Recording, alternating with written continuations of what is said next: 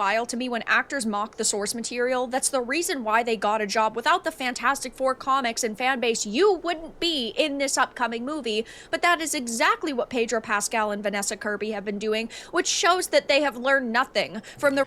So this girl is called Vera Dark, and I've watched a few of her stuff. She's got some really good things. I'm going to leave a link in her about her video in my description below, so go check her out after you're watching this. Give her a like, give her a thumbs up, sub to her channel. But let's hear what she has to say about the new Fantastic Four coming out and how apparently they are crapping all over the source material for it. Rachel Zegler disaster. So this is a That Part Plays VIP article. It says, in what's becoming a troubling Hollywood tradition, yet another high-profile IP adaptation from Disney has its stars laughing at the very material they're adapting. This time it's the Fantastic Four First Steps, where actress Vanessa Kirby revealed she and co-star Pedro Pascal shared a laugh over outdated portrayals of Sue Storm in classic comics. This is... Yeah, I'm not surprised. Why am I not surprised? It's just the attitude of ungratefulness all throughout Hollywood. I mean, that's the biggest problem. They're just so ungrateful. They don't care anything about, like, where all these stories are coming from. God forbid they make any cool news stories, you know, and actually have any good talent.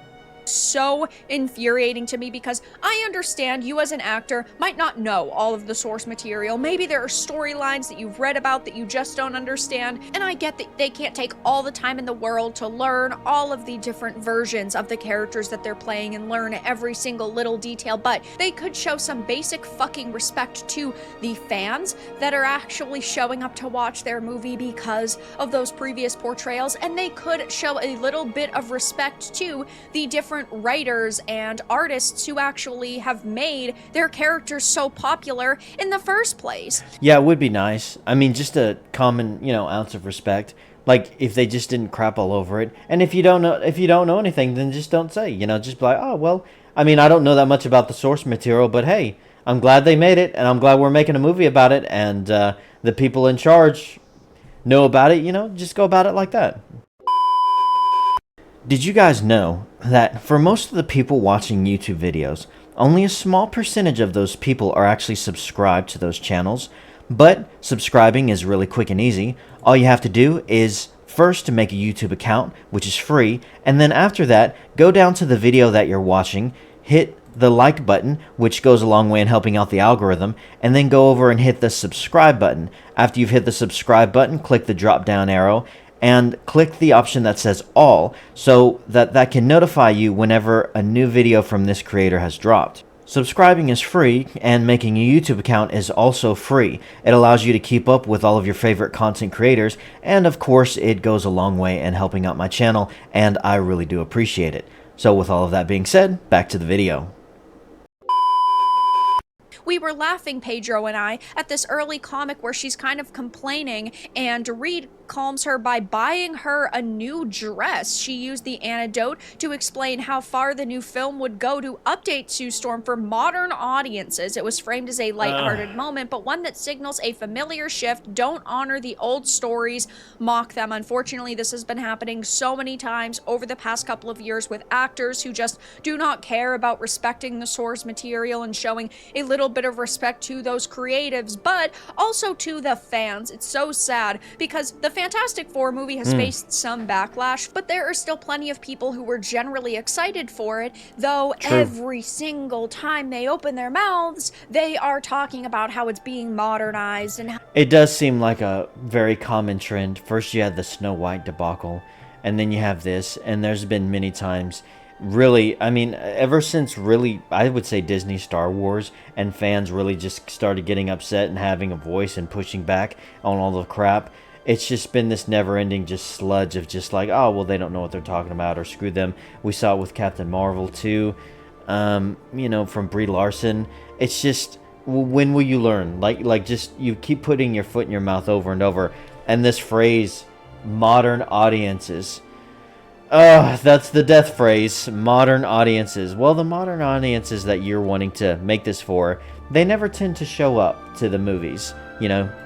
how they're targeting a different audience, and it just makes me more and more worried about this movie, and ultimately is killing any sort of hype that I actually had for it.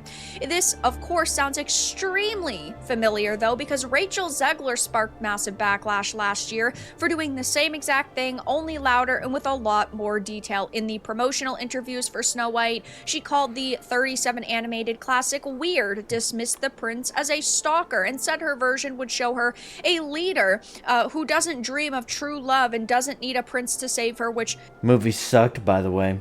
Sucked royally. Is also what Vanessa Kirby is saying about Sue Storm, is that she is going to be a leader and she is going to have agency and she's going to be her own unique character. And if this was the only like awkward statement about Sue Storm being a strong, independent woman, then I think a lot of people would be able to just write it off as like a miswording or a improper description of the character, but they've gone on and on about how she is going to be a leader, how she is going to be passionate, and how she is just generally a modern woman. Man, if they do that, they're going to absolutely destroy the movie. I heard even that there's a point to the person who gives the speech is going to be her, because you know in a lot of these James Gunn's movies, is it? No, it's not. It's not James Gunn. He's doing Superman. Who's doing this one? I forget who's directing it. But in a lot of these Marvel movies, they try to have a speech and stuff, you know. James Gunn has done several Marvel movies. I was thinking about Superman, so and as I was thinking about him, but man, if that happens, like if they really make her the leader of the team, it's gonna blow. Here's Pedro Pascal, Mr. Fantastic. Why do they have one of the dumbest people in all of Hollywood portraying the smartest person, potentially, supposedly, the smartest person in the MCU? Here's him when he is, I think he was advertising The Last of Us 2, and he's like on this stage, and he's like pretending to lick this phallic symbol. It's like, whoa, man, yeah, this is Mr. Fantastic, everyone. Within this movie, which of course just doesn't sit well with me and many other people, we have seen Disney specifically try this over and over again, where they take an older female character, not older in terms of age, but older in terms of when she was first, you know, created, and then they just try to modernize and readapt, and it just turns out to be the same dumb spiel over and over. And yeah, it's pretty much every single Marvel TV show, by the way. I mean, every single one of them. Loki, female Loki. Hawkeye had a female Hawkeye. What were the other ones? WandaVision. That was probably the least difficult one, but it was mostly all about Wanda. You had Moon Knight, which ended the entire series. I watched that. It ended in prompting up a female hero who would, like, you know, take his place and stuff. She was like an Egyptian hero or something like that.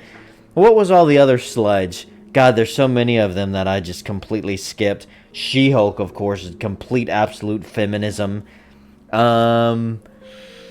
Oh gosh, what are the other Marvel TV shows? Oh, the only one that maybe didn't do that was Falcon and the Winter Soldier. Of course, that was just absolute hateful race baiting BS. So that one was horrible as it is, but they all bombed. Like, I can't think of a single one that I thoroughly enjoyed. God, they were so bad. And nobody is really meshing with these characters. Even myself, as a comic book fan and also a woman, I haven't found any great redeeming traits within these female characters. I don't want to constantly see them on my screen because they're shallow, they're one-dimensional. And unfortunately, we're seeing the same type of strong, independent woman being portrayed over and over and over, and this is sad for me because I like Vanessa Kirby as an actress. I was initially so excited to hear that she was a part of this, and even though Pedro Pascal is very overused, he can act really well when he's trying, but, well, when he's licking and getting ready to deep throat a light like this, I just don't really have a lot of praise to give him. So unfortunately, if you had a lot of hype for this Fantastic Four movie, maybe, you know, rein your expectations in a little bit. The producer also had said that Sue was arguably the leader of the team, and the director, Matt Shakman, made her the head of the Future Foundation, and it certainly appears as though the new Fantastic Four is being restructured about Sue Storm entirely. So I'll be keeping my eye on this, though. As of right now, it is very reminiscent of what happened with Rachel Zegler. And it's just really unfortunate that what could have been a really fantastic movie is being killed because these actors just don't know how to, first of all, shut up. But I guess, honestly, I have to give them a little bit of credit because they're basically just saving us money. They're warning us that it's going to be a pile of modern slop and that we should stay away from it. So that's a good way to look at it. I like that. So yeah, I've heard several things too about this movie that is basically all around her. They're going to reinterpret things, modern audience, blah, blah, blah. Female empowerment. You hear a lot about that stuff. The biggest and the first red flag that I saw was whenever they made the Silver Surfer a girl. And then they made her as ugly as humanly possible. So I saw that and I was just like, what are you doing? Really? Why? And so it just, it's just tumbling down. So it doesn't look like they've learned anything. But we'll see. We have to wait until it comes out before we completely judge it. But it's definitely a lot of red flags. We'll see how it goes. Guys, please don't forget to leave a like and comment in this video below. Hit the like button and the subscribe button. Really goes a long way in helping out the channel. And then go show Vera Dark some love as well on her channel. And of course, guys, I really do appreciate you watching. And until next time.